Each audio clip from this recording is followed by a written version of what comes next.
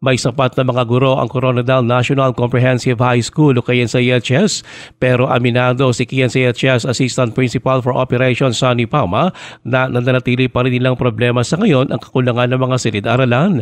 Ito naman ayon kay Palma kahit papano ay unti-unti na sosolusyonan. Sa katunayan ayon pa kay Palma, whole day na ngayon ang ilang mga klase sa mga grade 7 at 8, hindi tulad noon na hinati sa morning at afternoon session. Ayon pa kay Palma, kasunod ito ng pagbukas ng bago nilang mga silid-aralan sa nasabing public high school.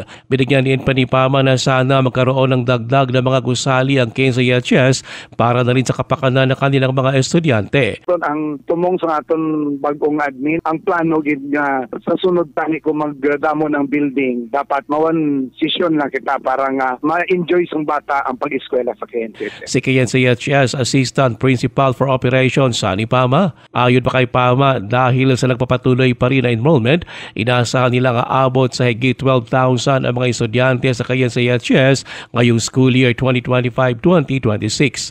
Ang KNCHS ang pinakamalaking public school sa South Cotabato. Ruel Usano, NDBC, Bida Balita.